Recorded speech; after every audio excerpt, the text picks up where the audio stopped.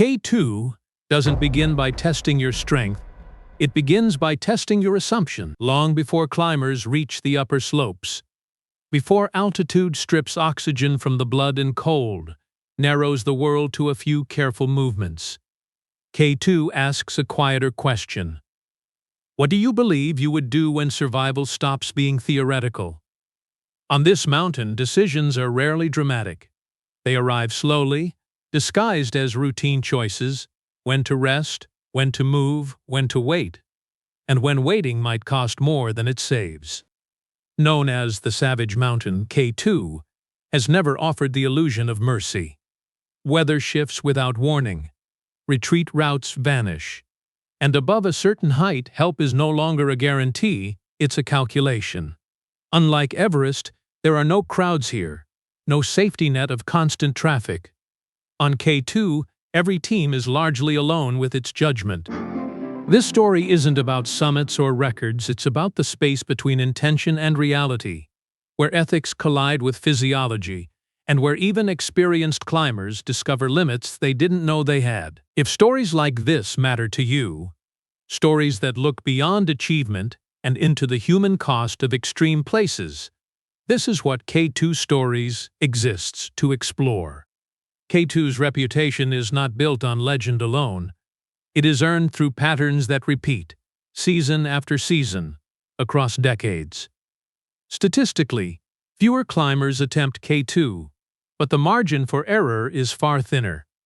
The mountain rises sharply from its base, offering little time for gradual adaptation.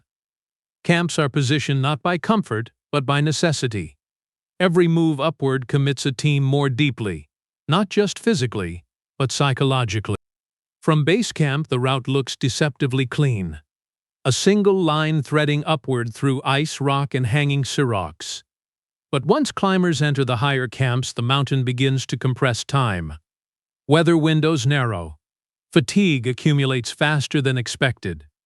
Small delays, an extra hour fixing rope, a brief pause to manage equipment, compound into consequences that can't be undone later. Above Camp 3, survival becomes less about strength and more about precision. Teams operate on tight margins of oxygen, energy, and daylight. Decisions are no longer isolated. One climber slowing down affects rope traffic. One delayed descent can block others. On K2, individual actions ripple outward immediately. What often surprises first-time K2 climbers is how quickly certainty disappears. Plans made at base camp feel solid, carefully discussed, logically sound. But higher up, those same plans must compete with changing conditions and a body that no longer responds predictably. Judgment degrades quietly, not through panic, but through narrowing focus. The brain begins prioritizing immediate tasks at the expense of broader awareness. This is where ethical clarity becomes difficult to maintain. Helping another climber is not a question of willingness, it's a question of capacity. Assisting someone means stopping. It means burning energy you may not have.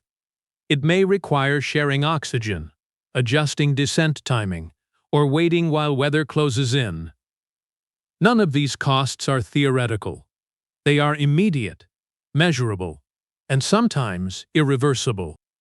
K2's climbing culture has always acknowledged this reality more openly than most. There is no widespread promise of guaranteed rescue. Teams discuss limits early.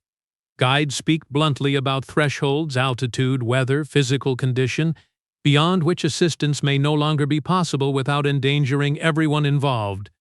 These are not cold calculations. They are survival frameworks built from hard experience. Yet even with preparation, moments arise that no framework fully resolves. In several historic K2 seasons, climbers have encountered others in distress high on the mountain. Sometimes teams coordinated extraordinary efforts, lowering climbers through steep sections, adjusting summit plans, abandoning personal goals entirely.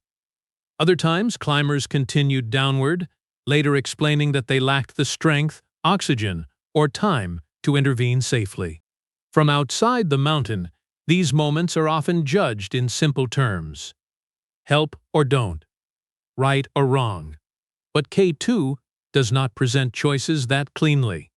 It presents constrained options, each carrying risk. One factor that complicates these moments is commitment. By the time a climber reaches K2's upper slopes, they have invested years of preparation, significant resources, and a deep personal narrative into the climb. Turning around feels less like a tactical decision and more like erasing meaning. This doesn't excuse poor judgment, but it explains the internal pressure that shapes it. Another factor is interdependence.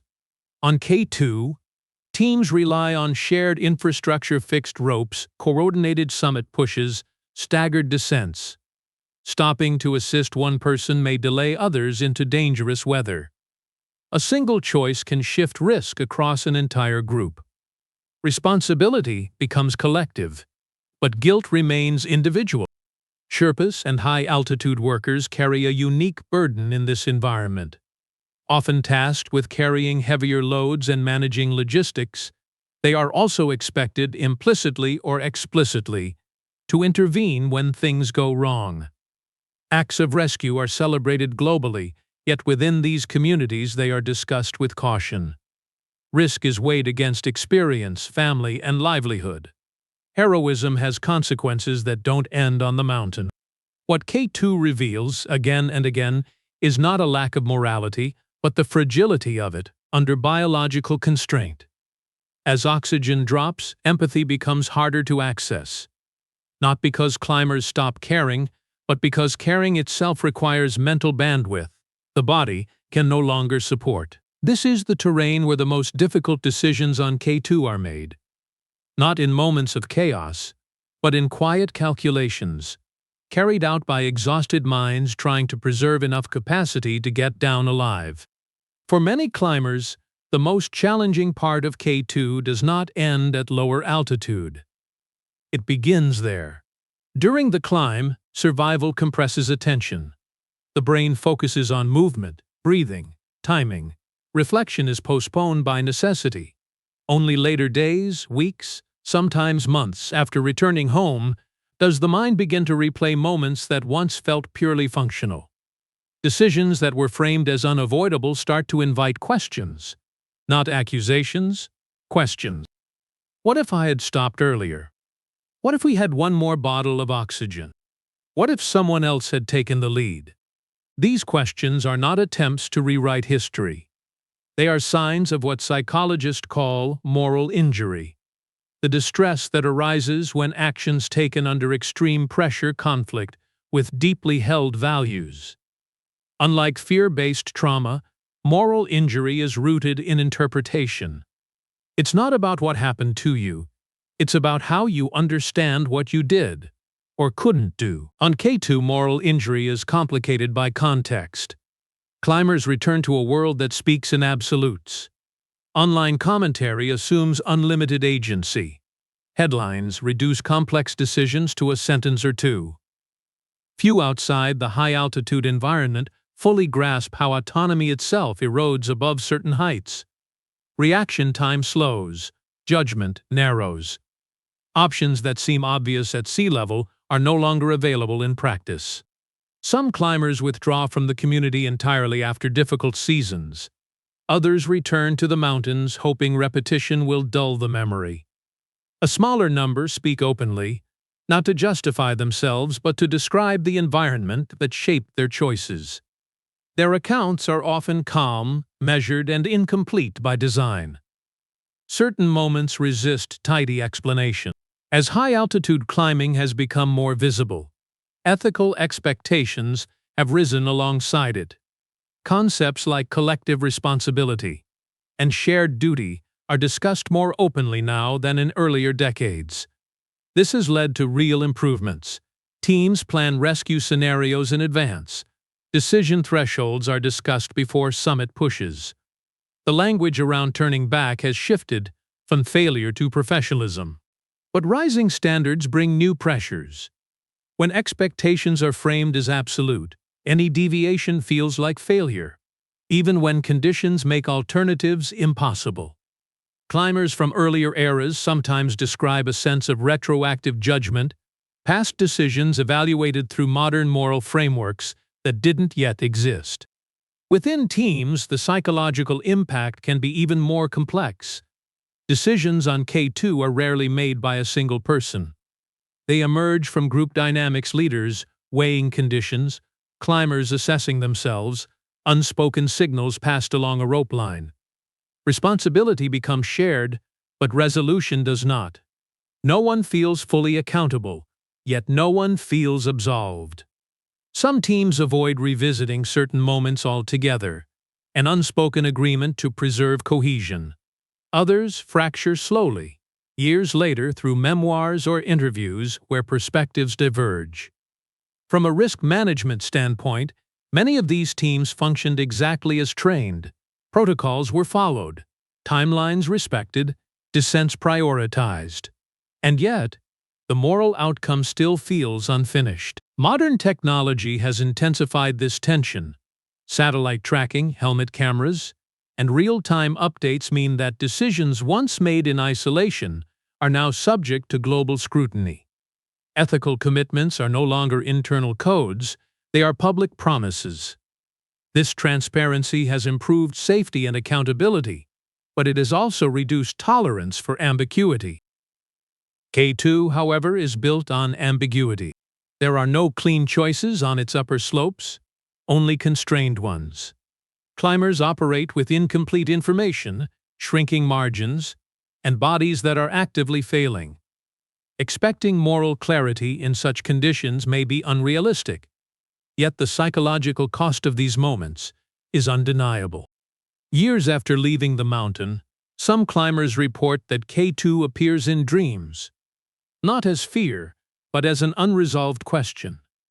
The mountain is not remembered as an enemy or a triumph, but as a moment when identity was tested without a clear verdict. Because K2 does not just test endurance or skill, it tests how we understand responsibility when intention collides with limitation, and what it means to live with decisions made at the edge of human capacity.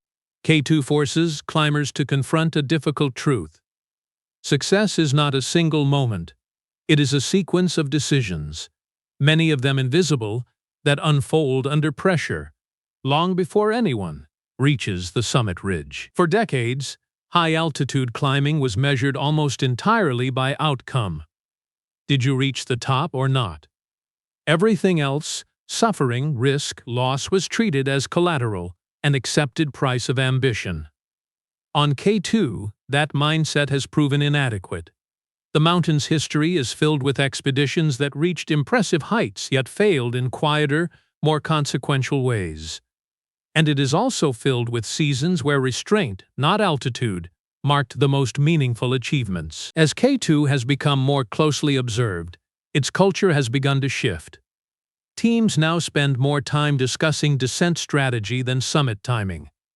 Guides emphasize that the climb is only halfway finished at the top. Oxygen planning is built around contingencies rather than ideals. Turning around early is increasingly framed as evidence of judgment, not weakness. This evolution did not come easily. It emerged from accumulated experience patterns recognized only after enough seasons ended badly. Climbers began to notice that the most dangerous decisions were rarely made at obvious breaking points. They were made earlier, when everything still felt possible. A choice to push on despite subtle fatigue, a decision to wait out weather 1 hour too long, a belief that strength could compensate for time. K2 punishes that belief consistently. One of the mountain's defining features is how quickly conditions change on descent. The same terrain that felt manageable on the way up becomes far more complex when energy is depleted and daylight fades. Anchors that seemed solid hours earlier require reevaluation. Snow conditions shift. Wind amplifies cold. Descent is not a reversal of ascent. It is a different phase altogether, with its own risks and demands. This is where many ethical dilemmas sharpen.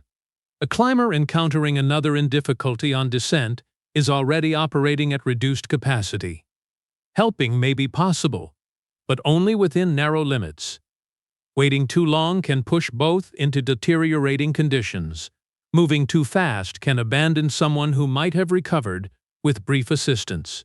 There is no formula that resolves this tension cleanly. Experienced guides often describe these moments not as choices between right and wrong, but between harms of different scale.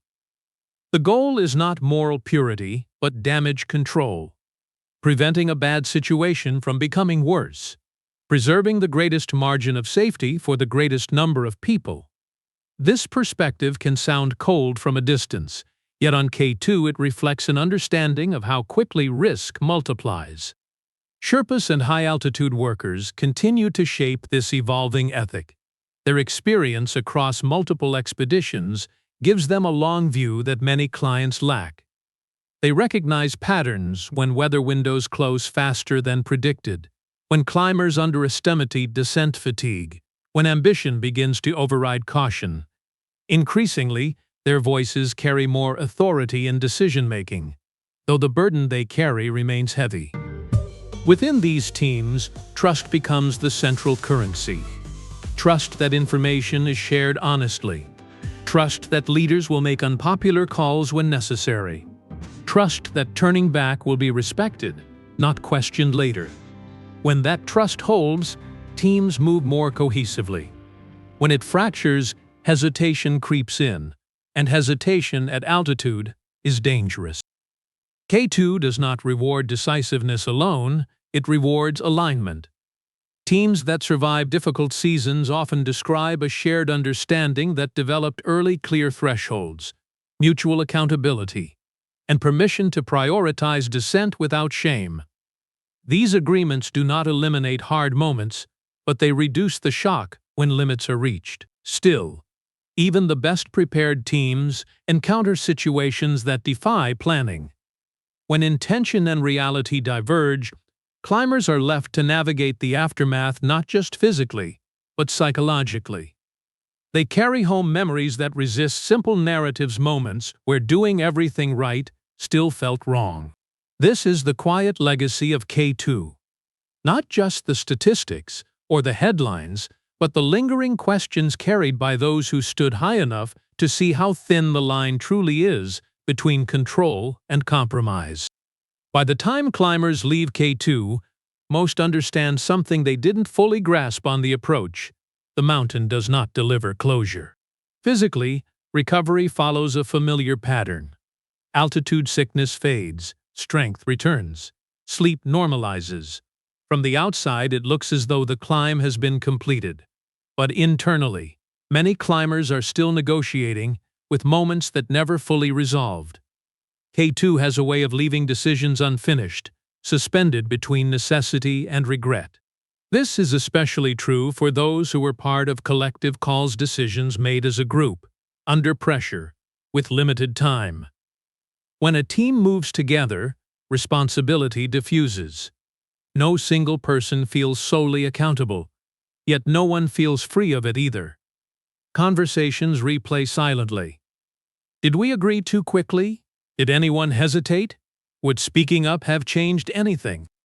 In some expeditions, these questions remain unspoken, an informal pact to protect relationships built under extreme stress. In others, they surface slowly, years later, as perspectives evolve and distance softens certainty. Trust, once altered, rarely returns to its original shape. Not because of malice, but because shared values were tested in ways no training scenario can fully prepare for. Public perception adds another layer. With modern expeditions unfolding under constant observation, climbers are increasingly aware that their decisions may be examined far beyond the mountain. Legal and reputational questions now hover quietly in the background. Could a guide be held responsible for not assisting? Does an expedition company carry a duty of care beyond reasonable risk? These questions are rarely answered definitively, but their presence influences behavior. For Sherpas, the weight is heavier still. They navigate overlapping roles as professionals, cultural intermediaries, providers, and rescuers. Acts of assistance are praised globally, yet the risks involved are often normalized. Within Sherpa communities, ethical discussions tend to be pragmatic. Risk is weighed not only against principle, but against family, future work, and survival beyond a single season. For climbers who return home carrying unresolved moral weight, isolation can deepen. Friends and family struggle to relate. Media narratives simplify. Online commentary assumes clarity that never existed. Many stop trying to explain, not out of shame, but out of exhaustion. Ironically, greater public awareness of mental health has made these stories more discussable, yet also more scrutinized. Climbers are encouraged to speak openly, but when they do, their experiences are often filtered through rigid moral frameworks that leave little room for physiological reality. The nuance of altitude, the way it reshapes cognition, empathy, and agency, is difficult to communicate to those who have never felt it. K2, meanwhile, remains unchanged. It does not adapt to evolving ethics. Humans adapt their ethics to K2, sometimes thoughtfully, sometimes painfully. Collective responsibility is a powerful ideal, but in extreme environments it collides with individual limits. That collision defines modern high-altitude climbing. There are moments of extraordinary cooperation on this mountain. Teams coordinating rescues at impossible elevations. Climbers abandoning summit bids to assist others. These stories matter, and they reflect genuine progress. But there are also moments where intention and outcome diverge, where values exceed capacity. Understanding this does not absolve anyone. It contextualizes them. Because on K2, the line between shared burden and individual solitude is thin. And when it is crossed, climbers often find themselves carrying questions that no team meeting, public statement, or investigation can fully resolve. Only time, reflection, and humility offer partial answers. And even then, the mountain keeps its silence. K2 leaves climbers with a lesson that is difficult to summarize and impossible to forget. For years, success on this mountain was defined by altitude alone. How high you climbed, whether you stood on the summit. Everything else was secondary, but K2 has slowly forced a redefinition. Not through slogans or rules, but through consequence. Through patterns that repeat until they can no longer be ignored. Today, more climbers speak about judgment as an achievement, about restraint as skill, about the decision to turn back as evidence of professionalism, not failure. Expedition leaders increasingly frame safe descent as the true endpoint of the climb. Companies emphasize preparation, margins, and return rates over summit statistics. These shifts do not eliminate tragedy, but they change what is valued and what is remembered.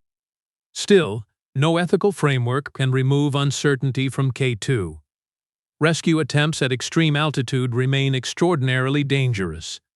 Even the most well-intentioned actions can fail. The difference now is not that climbers always succeed in helping, but that the limits of help are discussed openly, before those limits are encountered. That honesty matters. It grounds expectations in reality rather than myth.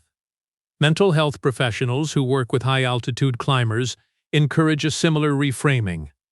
They ask survivors to evaluate their decisions based on the conditions that existed at the time, not on hindsight, not on public reaction, and not on idealized versions of heroism. The mountain does not reward moral purity. It responds only to preparation, restraint, and respect for limits. Perhaps the most meaningful shift, then, is not in how K2 is climbed, but in how it is carried afterward. Climbers who once measured themselves solely by meters gained now speak about teamwork, judgment, and survival as equal accomplishments. They understand that what happens high on the mountain does not stay there. It follows them home into memory, identity, and how they define responsibility. K2 has a way of stripping away illusion. Up high, titles lose meaning. Experience narrows. The body speaks louder than ambition, and the mind learns its limits the hard way. In the death zone, there are no perfect decisions, only the best ones a human can make with failing strength and incomplete time. On K2, there are no perfect decisions, only the best ones a human can make with failing strength and incomplete time. And that is why this mountain continues to matter. Because on K2, reaching the summit is optional, coming back alive is not. If you're drawn to stories that look beyond achievement and into the human consequences of extreme places, this is what K2 Stories exists for.